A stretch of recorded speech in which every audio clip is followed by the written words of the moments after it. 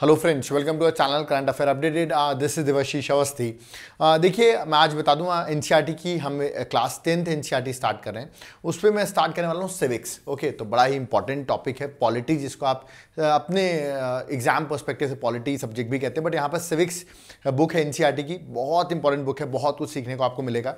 Okay, तो इसका हम आज चैप्टर 1 से स्टार्ट कर रहे हैं, और जो चैप्टर 1 है मैं आपको बता दूं, इसका नाम है दैट इज पावर शेयरिंग। बहुत ईजी है, मैं आपको बहुत सिंपल वर्ड से बताऊंगा, उसके बाद आप एनसीईआरटी रीड करेंगे, आपको बहुत इजीली समझ में आ जाएगा उसमें क्या लिखा हुआ है। ओके, ये चैप्टर को मैंने 2 पार्ट में डील किया, पार्ट 1 और पार्ट 2। इसके बाद ये कंप्लीट हो जाएगा, that is power sharing. Okay, so देखते हैं पावर शेयरिंग क्या है। ओके, इसके बारे में अंडरस्टैंड करते हैं, क्या ये नेगेटिव कॉन्सेप्ट है, पॉजिटिव कॉन्सेप्ट, आपको खुद समझ में आएगा at the end of the lecture. Okay, तो लेट्स स्टार्ट। मैं आपको बता दूं, ये जो चैप्टर है पावर शेयरिंग, सिविक्स की क्लास 10th एनसीईआरटी में चैप्टर 1। रिमेंबर, इस पे पावर शेयरिंग में जनरली 2 एग्जाम्पल के थ्रू इन्होंने पूरा पावर शेयरिंग एक्सप्लेन किया है। वो 2 एग्जाम्पल दिए इन्होंने, एक दिया है बेल्जियम का एग्जाम्पल जो कि यूरोप की कंट्री है, और दूसरा एग्जाम्पल इन्होंने दिया श्रीलंका का एग्जाम्पल। ओके, सो बेल्जियम और श्रीलंका दोनों के एग्जाम्पल देके इन्होंने प्रूफ किया है कि पावर शेयरिंग क्या होता है, आप अंडरस्टैंड कर पाएंगे। ओके, तो चलिए एक एक करके हम देखते हैं, दोनों की स्टोरीज देखते हैं, और स्टोरीज में क्या प्रॉब्लम है, किस तरह सॉल्यूशंस दिए गए हैं, उसको भी डिस्कस करेंगे। Okay, so let's start. सबसे पहले स्टार्ट करने से पहले मैं आपको बता दूं, स्टोरी स्टार्ट करने से पहले मैं आपको एक वर्ड बताना चाहता हूं, क्योंकि वर्ड बहुत यूज होता है, दैट इज एथनिसिटी। उसके बाद हम इस चैप्टर को स्टार्ट करते हैं। ठीक है, एथनिसिटी का मतलब क्या होता है, या तो कोई एथनिक ग्रुप बोलता है, इसका मतलब क्या होता है। बहुत सिंपल सी मैंने डेफिनेशन लिख दिया, याद रखिएगा। एथनिसिटी ग्रुप या एथनिक ग्रुप का मतलब होता है अ ग्रुपिंग ऑफ पीपल, लोगों का group, who identify with each other on the basis of shared attributes या कल्चर।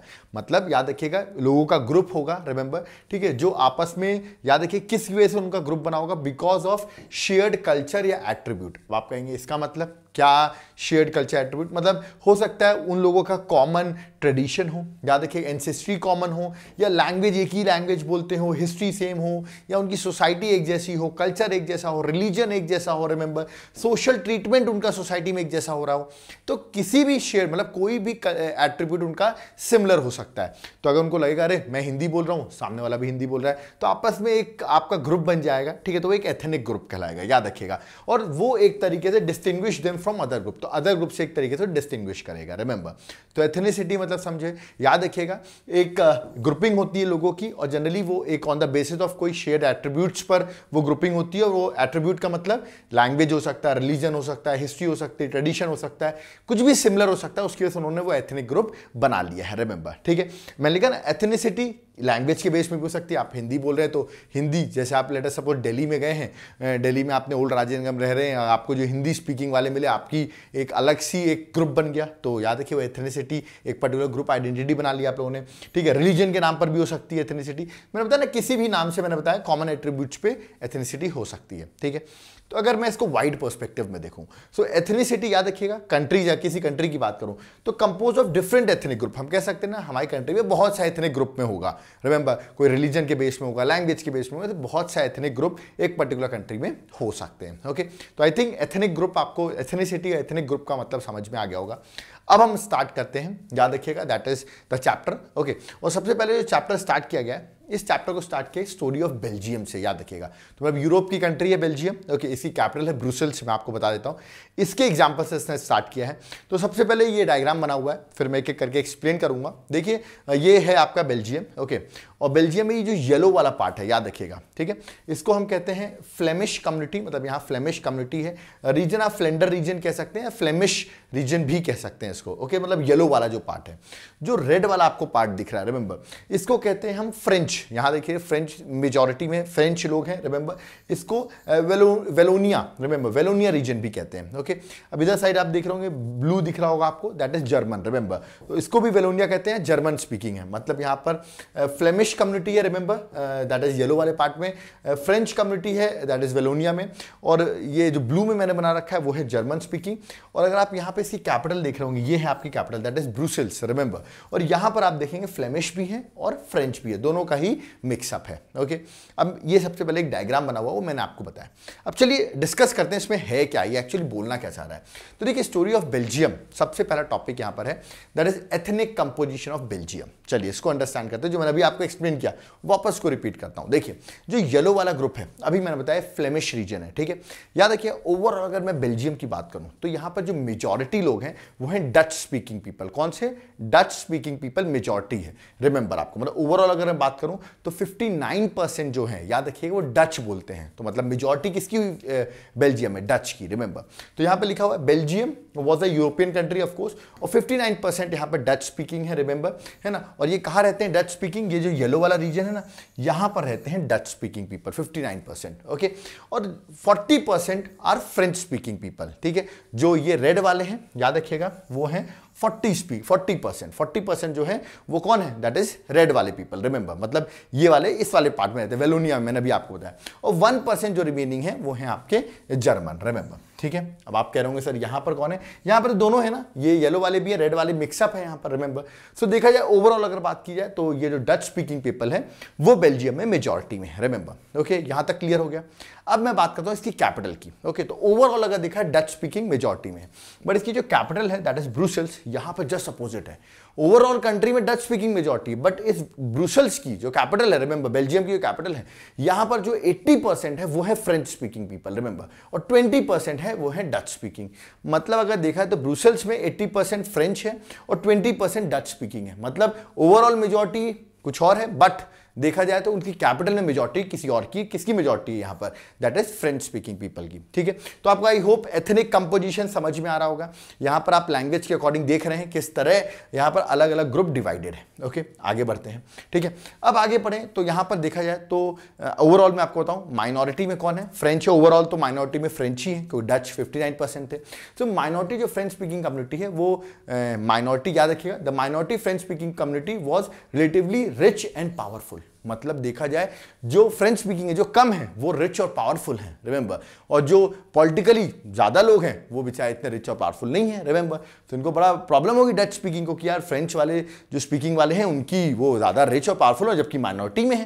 रिमेंबर, सो डच स्पीकिंग कम्युनिटी जो है एंग्री है। रीजन, क्योंकि बेनिफिट ऑफ इकोनॉमिक डेवलपमेंट और एजुकेशन जो है जनरली इनको मिल रहा है, पावरफुल लोग हैं, रिच भी लोग हैं। रिमेंबर, सो एक तरीके से डच स्पीकिंग पीपल डिस्ट्रस्ट हो जाएगा, मतलब वहां पर कंट्री में रिमेंबर डिस्ट्रस्ट एटमॉस्फेयर क्रिएट हो जाएगा कि यार देखो यार हम लोग मेजॉरिटी होने के बाद भी इतने पीछे हैं इनसे, ओके।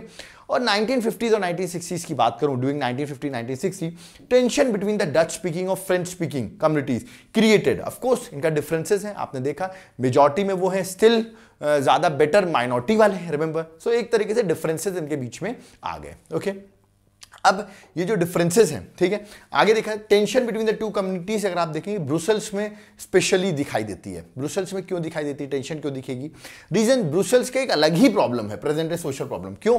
वे ब्रुसेल प्रेजेंट सोशल प्रॉब्लम, कहने का मतलब ये देखिए आप पूरी कंट्री में स्पीकिंग कौन ज्यादा है? डच स्पीकिंग ज्यादा है, बट ब्रुसेल्स में आप देखिए उल्टा ही अपोजिट है। रिमेंबर, यहां पर क्या है? The Dutch speaking people constitute majority in the country, majority country में तो है बट इस कैपिटल में क्या है? माइनॉरिटी है। तो यहां पर भी टेंशन हो सकती है कि भाई ब्रुसेल्स में अलग बात चल रही है, ओवरऑल तो मेजॉरिटी में है बट कैपिटल में माइनॉरिटी में है। रिमेंबर, सो यहां पर देखा तो ब्रुसेल्स में भी एक तरीके से याद रखिए दोनों कम्युनिटीज के बीच टेंशन जो है वो ब्रुसेल्स में भी देखी जा सकती है, ओके। सो आपने देखा पूरी तरीके से एथनिक कंपोजिशन मैंने आपको बताया ब्रुसेल्स बेल्जियम में क्या है, प्रॉब्लम क्या है। अब इसका सोल्यूशन क्या होगा इसको भी डिस्कस करेंगे, आगे डिस्कस किया गया है, ओके। प्रॉब्लम तो मैंने बता दी, स्टोरी आपको बता दी कि क्या स्टोरी है उनकी। अब देखेंगे इसका सोल्यूशन क्या हो सकता है, ठीक है। प्रॉब्लम्स है, उस प्रॉब्लम्स को कैसे सॉर्ट आउट किया जाएगा वो देखा जाएगा। दूसरी प्रॉब्लम जो है, जो स्टोरी है वो है श्रीलंका की। तो पहली स्टोरी मैंने आपको बेल्जियम की सुनाई, दूसरी श्रीलंका की सुनाऊंगा, उसका सोल्यूशंस भी बताऊंगा जो एनसीईआरटी में मेंशन है। श्रीलंका की बात की जाए तो श्रीलंका आपको पता होगा आइलैंड नेशन है। इंडिया का मैप बनाइए आपको श्रीलंका दिख ही जाएगा, ओके। तो यहाँ का अगर एथनिक कंपोजिशन अगर श्रीलंका का आपको बताऊं, ओके, बहुत ईजी है। अगर आपने मद्रास कैफे देखी होगी, ओके, मूवीज देखी होंगी, जो इस पर अभी आपने फैमिली मैन सीरीज 2 भी देखी होगी, ओके, तो आप तो कुछ रिलेट कर सकते हैं श्रीलंका से, ओके। तो चलिए स्टार्ट करते हैं, यहाँ का एथनिक कंपोजिशन बताते हैं। एक आइलैंड नेशन है, सबको पता है इंडिया के पास में है। इसको इंडिपेंडेंस 1948 में मिला था, याद रखिएगा, ठीक है। और यहां पे अगर बात करूं तो जो मेजॉरिटी है वो है, याद रखिए, सिन्हाला स्पीकर्स। सिन्हाला स्पीकर्स कौन है, याद रखिएगा, ये बुद्धिस्ट धर्म को फॉलो करते हैं, याद रखिएगा। और सिन्हाला ये लैंग्वेज है, याद रखिएगा, रिलीजन के पर्सपेक्टिव से नहीं बता रहा हूं मैं, लैंग्वेज के पर्सपेक्टिव से बता रहा हूं। तो सिन्हाला स्पीकर्स जो है वो 74% है। तो यहां पे जो येलो पार्ट आप देख रहे हैं that is Sinhala speakers, remember. और आगे देखा जाए तो 18% जो है वो है तमिल स्पीकर्स। अब आप कहेंगे तमिल स्पीकर्स, याद रखिएगा, आप देख रहे हो ये जो ऑरेंज वाला दिख रहा है, ठीक है, ये तमिल स्पीकर्स है। और यहां पर भी आपको बीच बीच में रेड रेड ब्लॉक दिख रहे होंगे, ये भी क्या है, तमिल स्पीकर्स है। और यहां पे भी कुछ कुछ आपको डॉट डॉट डॉट डॉट दिखाई दे रहा होगा, रिमेंबर, ये भी तमिल स्पीकर्स है, ठीक है। तो मेजरली अगर देखा है तमिल स्पीकर, तो नॉर्दर्न और ईस्टर्न पार्ट में आप देख सकते हैं तमिल स्पीकर्स आपको एक तरीके से दिखाई दे रहे हैं, ठीक है। अभी मैं आप कहेंगे सर 74 और 18 अभी भी बचा हुआ कुछ परसेंटेज, तो चलिए और डिटेल में डिस्कस करते हैं इसके बारे में। तो ये तमिल स्पीकर्स जो मैंने बताया 18% है, याद रखिएगा। ये दो टाइप के ग्रुप हैं, एक है श्रीलंकन तमिल्स और एक है इंडियन तमिल्स। अब आप फैमिली मैन से रिलेट कर सकते हैं, इंडियन तमिल्स मैंने कुछ बोला है। आउट ऑफ 18%, 13% जो है वो श्रीलंकन तमिल्स हैं। और ये जो नॉर्दर्न और ये जो ईस्टर्न पार्ट में थे ना, रिमेंबर, ये थे कौन, श्रीलंकन तमिल्स, रिमेंबर। और इंडियन तमिल्स की बात करें जो 5% है, याद रखिएगा। और जनरली कैसे आ गए यहाँ पर, कॉलोनियल रूल आपको पता था, ओके। तो यहाँ से याद रखिएगा वर्कर्स को उठा के ले जाया जाता था कहाँ पर, श्रीलंका में काम करने के लिए, प्लांटेशन के लिए, रिमेंबर। और फिर वो वहीं पर रहने लगे, तो इसलिए वो वहाँ पर हैं, रिमेंबर, 5%। तो इंडियन तमिल्स की बात करूँ तो याद रखिए ये जो बने हुए हैं, याद रखिएगा, ये जो ब्लॉक है, याद रखिए, दीज आर इंडियन तमिल्स और ये जो है वो श्रीलंकन तमिल्स हैं, ओके। तो आई होप आपको समझ में आ गया होगा, इंडियन और श्रीलंकन तमिल्स टोटल 18% हुए, ओके। अभी भी अगर आप ऐड करेंगे तो आपको कुछ कमी दिखेगी, वो भी मैं क्लियर करता हूँ। उससे पहले आपको बता दूं, मैंने अभी आपको बताया जो सिन्हाला स्पीकर्स हैं, याद रखिएगा, वो बुद्धिस्ट हैं, ओके। और जनरली जो तमिल्स हैं, जो मैंने बताया तमिल स्पीकिंग है, जो कि इंडियन तमिल्स भी हैं और आपको देखा आपने श्रीलंका तमिल्स भी हैं, ये जनरली हिंदू और मुस्लिम्स हैं, याद रखिएगा, ओके। तो ये देखा है बुद्धिस्ट को फॉलो कर रहे हैं और ये हिंदू और मुस्लिम्स को फॉलो कर रहे हैं, ओके। चलिए आगे बताऊं। अब आप देख रहे हैं कि सर ठीक है 74%, 18%, अभी भी करीबन 8% बचा हुआ है। तो उनमें से जो 7% है वो क्रिश्चियंस है, याद रखिएगा। कितने परसेंट क्रिश्चियंस हैं, 7%। और ये 7% जो क्रिश्चियंस है ये तमिल और सिन्हाला दोनों लैंग्वेज बोलते हैं, याद रखिएगा। मतलब इनको आप तमिल और सिन्हाला में नहीं कर सकते, क्योंकि याद रखिएगा जो क्रिश्चियंस है ये बोथ तमिल भी हैं और सिन्हालास भी, दोनों लैंग्वेज बोलते हैं, रिमेंबर, दोनों लैंग्वेज इनको आइडिया है। तो इनको हम अलग से हमने इसको आइडेंटिफाई कर दिया, ओके। तो अगर मैं कंक्लूजन बताऊं, चलिए एक बार हम इसको कंक्लूड करते हैं, ठीक है। जो एथनिक कंपोजिशन मैंने बताया, सिन्हाला स्पीकिंग जो मेनली बुद्धिस्ट को फॉलो करते हैं वो कितने हैं, 74%, जो है ये येलो वाला पार्ट, ओके। दूसरा है तमिल स्पीकिंग, जो याद रखिए जनरली हिंदू और मुस्लिम हैं, वो कितने हैं, 18%, जो मैंने अभी आपको बताया। ये है आपका श्रीलंकन तमिल्स और ये जो है वो ब्लॉक जो बने वो है इंडियन तमिल्स, ओके। सिन्हाला और तमिल दोनों बोलने वाले वो कौन है, क्रिश्चियंस हैं, वो है 7%। आप ऐड करेंगे 99% आएगा। आप 1% का गया, अरे कुछ अदर लैंग्वेजेस भी होंगी, ट्राइबल लैंग्वेजेस वगैरह, तो other language let us suppose 1% है, ओके। तो ये है इनका एथनिक कंपोजिशन। तो आपने बेल्जियम का एथनिक कंपोजिशन देखा, ठीक है, जहां पर आपने देखा डच स्पीकिंग ज्यादा थे, रिमेंबर, बट उनकी हालत उतनी अच्छी नहीं थी, ओके। यहां पर आपने देखा सिन्हाला जो है, रिमेंबर, जो सिन्हाला लैंग्वेज बोलते हैं उनकी मेजॉरिटी है। अब सोल्यूशन क्या होगा, वरना प्रॉब्लम्स तो हो सकती है, इनके पीछे लड़ाइयां हो सकती, बेल्जियम में भी और श्रीलंका में भी। तो अगर आपने इन डिफरेंसेस को, इस डाइवर्सिटी को, दो ही तरीके हैं, इसको आप किस तरह रिजॉल्व करेंगे। अगर आपने सही तरीके से रिजॉल्व किया तो याद रखिए अकोमोडेशन आप कर सकते हैं, मतलब ऐसा कुछ सोल्यूशन निकाल लीजिए कि सब एक साथ रह सके और प्रॉब्लम्स ना आए। या तो अगर आपने ऐसा सोचा मेजॉरिटी का रूल कराते हैं, ऐसा कुछ करते हैं, तो डिवीजन भी हो सकता है और लड़ाइयां भी देखने को मिल सकती है, सिविल वॉर भी देखने को मिल सकता है। अभी दोनों एग्जाम्पल में देखूंगा, एक कंट्री फॉलो करेगी अकोमोडेशन, जो बहुत अच्छा एग्जाम्पल है, और एक कंट्री फॉलो करेगी, याद रखिए दैट इज डिवीजन, एक तरीके से सिविल वॉर हो जाएगा उस कंट्री में, ओके। तो दोनों का मैंने आपको एथनिक कंपोजिशन बताया, दोनों देखिए सोल्यूशन किस तरह वर्क करती हैं। तो एक एक करके सोल्यूशन पर डिस्कस करते हैं। चलिए अभी मैंने श्रीलंका डिस्कस किया, तो श्रीलंका का ही सोल्यूशन देख लें। श्रीलंका ने इस प्रॉब्लम का सोल्यूशन कैसे देखा, और इसका पार्ट 2 जब आएगा उसमें मैं आपको बेल्जियम का सोल्यूशन बताऊंगा, ओके। तो चलिए स्टार्ट करते हैं। सबसे पहले श्रीलंका का देखते हैं, ओके। अब श्रीलंका ने कॉन्सेप्ट क्या अपनाया, यहां पर उनको दिख गया सिन्हाला मेजॉरिटी में है, रिमेंबर, सो उन्होंने कॉन्सेप्ट बनाया मेजॉरिटेरियनिज्म इन श्रीलंका, ये कॉन्सेप्ट अपनाया गया। आप सोचोगे मेजॉरिटेरियनिज्म का मतलब क्या होता है, ये मैं अभी आपको बताने वाला हूं। उससे पहले मैं आपको बता दूं, थोड़ा सा बेसिक फैक्ट बता दूं, श्रीलंका को 1948 में इंडिपेंडेंस मिलती है, ओके। और जो सिन्हाला कम्युनिटी के लीडर्स हैं, याद रखिएगा, तो उनको पता है उनकी मेजॉरिटी 74%। तो remember, to secure dominance over government, virtue of the majority, तो अपने मेजॉरिटी का पावर दिखा रहे हैं, रिमेंबर, मेजॉरिटी को अपीस करने की कोशिश करेंगे कि आप लोग मेजॉरिटी में आपके अकॉर्डिंग हर चीज होनी चाहिए, रिमेंबर, है ना, और गवर्नमेंट में आपका डोमिनेशन होना चाहिए, ठीक है। जो भी बने, कॉन्स्टिट्यूशन बने, सब कुछ सिन्हाला को फोकस करते हुए होना चाहिए, ऐसा वो यहाँ सिन्हाला कम्युनिटी के लीडर्स इस तरह अपील कर रहे हैं अपनी पॉपुलेशन को, सिन्हाला स्पीकिंग पीपल को। ओके, एज अ रिजल्ट क्या होगा, डेमोक्रेटिकली इलेक्टेड गवर्नमेंट अडॉप्टेड, और जो गवर्नमेंट इलेक्ट होकर आएगी, याद रखिए वो मेजोरिटेरियनिज्म, याद रखिएगा वो अडॉप्ट करेगी, जिससे कि सिन्हाला सुपरमेसी दिखे उस कंट्री में। रिमेंबर, तो बुरा तो लगेगा ना जो तमिल स्पीकिंग थे, जो उनको तो बुरा लगेगा यार, ये लोग इतना मेजोरिटेरिज्म कॉन्सेप्ट अपना रहे हैं। आप सोचेंगे सर मेजोरिटेरिज्म का मतलब क्या होता है, क्या अपनाने की कोशिश करें? इसका मतलब ये होता है एक ऐसी बिलीफ, याद रखिएगा, जहां जो मेजोरिटी कम्युनिटी होती है ना, should be able to rule the country, वो कंट्री को रूल करती है। Remember, in whatever way, उनको जिस तरह रूल करना वो उस तरह रूल करती है। Remember, disregarding the wishes and needs of minority, minority की कोई नीड्स वगैरह को इतना फोकस नहीं करती है, उनको जैसे रूल करना है वो वैसे रूल करती है। रिमेंबर, सो इससे माइनॉरिटी को तो बुरा लगेगा ना जो वहां के तमिल स्पीकिंग है, बट वो अपने हिसाब से रूल करेंगी, मेजॉरिटेरिज्म है, 74% पॉपुलेशन है, वो अपने अकॉर्डिंग रूल करेंगी। ठीक है, अब इसका एग्जांपल अगर मैं बताऊं तो उन्होंने स्टेप्स लिए, जिससे कि उन्होंने जो बोला था सिन्हाला की सुपरमेसी होनी चाहिए रिमेंबर कंट्री में, रिमेंबर उसके लिए उनके स्टेप्स देखिए किस तरह हैं, और इसका रिटालिएशन होगा उस माइनॉरिटी कम्युनिटी के थ्रू। ओके, तो देखिए 1956 में आजाद हो गया देश, 1948 में उन्होंने एक एक्ट पास किया श्रीलंका ने, जिसमें रिकॉग्नाइज किया only Sinhala as official language. तो उन्होंने तमिल को तो ऑफिशियल लैंग्वेज ही नहीं बनाया, सिन्हाला को ऑफिशियल लैंग्वेज बना दिया, और तमिल स्पीकर्स जो है उनको लगा यार हमें गवर्नमेंट इग्नोर कर रही है यहाँ पर। ओके, चलिए पहला स्टेप तो ये किया। उसके बाद उन्होंने क्या, उन्होंने बहुत सारी ऐसी पॉलिसीज, प्रेफरेंशियल पॉलिसीज बनाते थे जिसमें सिन्हाले पीपल्स को ज़्यादा लीवरेज मिलता था, चाहे वो गवर्नमेंट जॉब्स की बात हो, चाहे वो एडमिशन इन यूनिवर्सिटीज़ की बात हो। सो एक तरीके से उनको अपीस किया जाता था। रिमेंबर, वो मेजॉरिटी में थे, है ना। इससे और इवन मैं आपको बताऊं, नया जो कॉन्स्टिट्यूशन बना उसमें भी ये बोला गया, stimulated that state shall protect and foster Buddhism, मतलब स्टेट जो है वो किसको प्रोटेक्ट करेगा, बुद्धिज्म को प्रोटेक्ट करेगा, जो कौन फॉलो करते थे, सिन्हालेस कम्युनिटी फॉलो करती थी। तो एक तरीके से तमिल तो देखिए क्या डिग्रिगार्ड, कैसा फील कर रहे होंगे, आपने ऑफिशियल लैंग्वेज बना दी, उनके लिए आप गवर्नमेंट जॉब्स, एडमिशन वगैरह भी हेल्प कर रहे हैं, और तीसरा आप देखिए कॉन्स्टिट्यूशन में भी आप बुद्धिज्म को प्रोटेक्ट करने की बात कर रहे हैं, तो उनके कल्चर का क्या होगा? ऑफकोर्स वो रिटेलिएट करेंगे, उनको ये पसंद थोड़ी ना आएगा।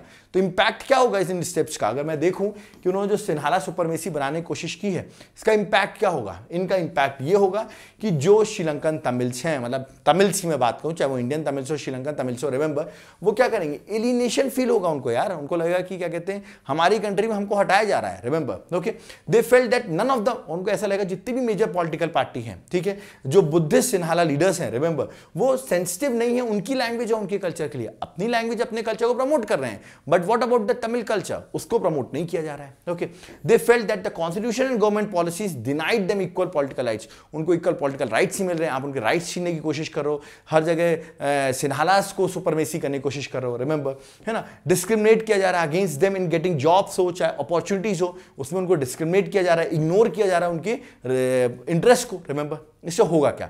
As a result Tamil communities और सिन्हाला के बीच में क्या होगा? ऑफकोर्स उनके रिलेशंस जो होंगे बड़े स्ट्रेंड हो जाएंगे, बड़े इश्यूज आ जाएंगे उनके रिलेशंस में। ओके, तो ये देखा गया इंपैक्ट, ठीक है।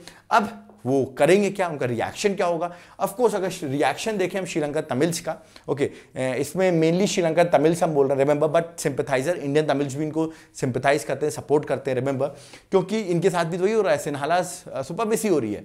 तो क्या होगा, श्रीलंका तमिल्स क्या करेंगे, अपनी पार्टीज लॉन्च करेंगे, स्ट्रगल लॉन्च करेंगे, रिमेंबर, किस लिए? कि उनकी जो तमिल लैंग्वेज है उसको ऑफिशियल लैंग्वेज का दर्जा मिले। रिमेंबर, मतलब सिन्हाला को भी बना के रखे, सिन्हालिस को भी आप ऑफिशियल लैंग्वेज बना के रखे, बट तमिल को भी तो दर्जा दीजिए उस चीज का।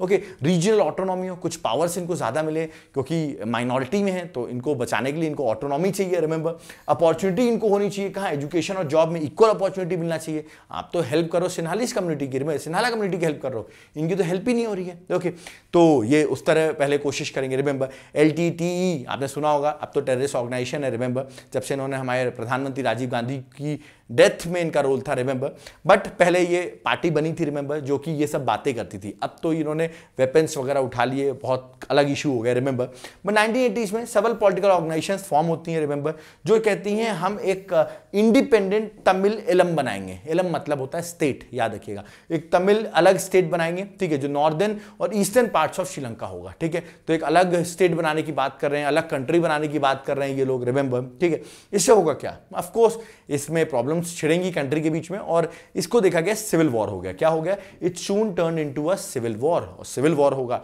सो दोनों कम्युनिटीज, चाहे वो सिनालीज कम्युनिटी हो या सिनाला कम्युनिटी हो, चाहे वो तमिल हो, दोनों को लॉस हुआ। Thousands of people have been killed in this war, remember in this civil war.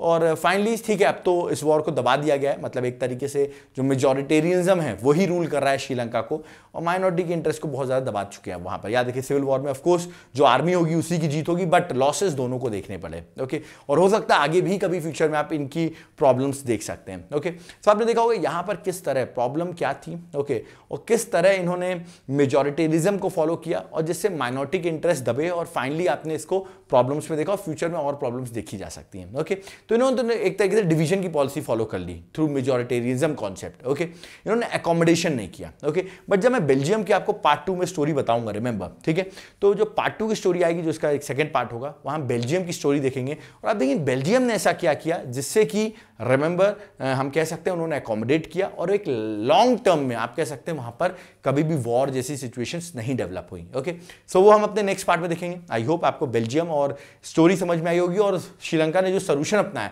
वो समझ में आएगा। नेक्स्ट पार्ट में आपको बेल्जियम का सोल्यूशन बताऊंगा, और इससे आप हम आगे चल के एक और पार्ट है उसमें पावर शेयरिंग के कुछ मॉडल्स हैं उसको भी डिस्कस करेंगे, उसका हमारा टॉपिक कंप्लीट हो जाएगा। ओके, कोई डाउट क्वेरी है, कॉन्टैक्ट नंबर आपके पास है, आप कॉल कर सकते हैं। आई डोंट थिंक आपको इसमें कोई डाउट क्वेरी आई होगी, बट आई होगी तो आप जरूर कॉन्टैक्ट कर सकते हैं। Thank you.